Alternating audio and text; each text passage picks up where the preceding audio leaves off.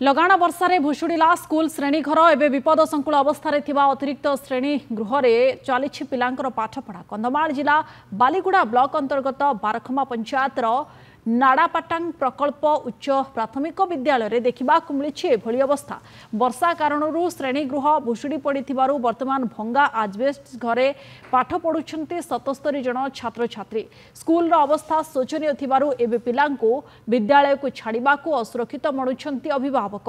पूर्वर विद्यालय श्रेणीगृह निर्माण सह आनुषंगिक सुरक्षा प्रति विद्यालय प्रधान शिक्षक और ग्रामवासी प्रशासन और विभाग अधिकारी को जणाइथिले, हेले केही दृष्टि देउ नथिबा अभियोग होईछि। वर्तमान छात्र छात्री भविष्यत को गुरुत्व दे प्रशासन एप्रति दृष्टि देवाकू दाबी करिसेंती ग्रामवासी। अन्यपटे विद्यालय श्रेणीगृह वर्षारे भुशुड़िबा खबर मो पाइछि। एने मो उपरिस्थ अधिकारी को जणाई खूब शीघ्र समस्यार समाधान पाई पदक्षेप नेबी बोली कहिसेंती बालीगुड़ा ब्लॉक गोष्ठी शिक्षा अधिकारी।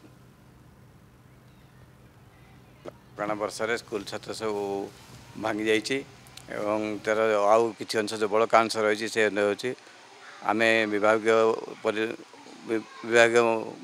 देखैछु एवं तांको वीडियो को देइथिलु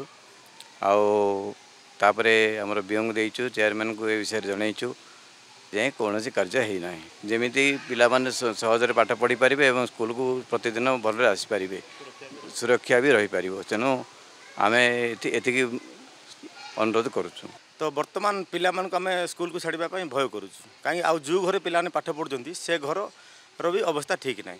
तो तेणु सरकार को आमे अनुरोध करूछु आमको संगे संगे से घर जो पुराना घर रिपेयर करी आमको अतिरिक्त श्रेणीगृह जगाई देले नाड़ापाटांगवासी आम खुशी हेबु। सेठी बाल्टी गोटे रखिकी सेटा आउ ओदा होइछि जे सेठी आमे पोछिकी सफा करिक आउ थरे बसुछु। आमको एंती नुआ घर कर दे आमे भल से पाठ पढ़ी पारबु। हाँ नाड़ापाटांग उच्च प्राथमिक विद्यालय बुला भाव जानी से हेडमास्टर मत जन एसएमसी कमिटी रेजल्यूशन कर मत संप्रत विभाग अधिकारी सहित आलोचना करूँ और समाधान करूँ।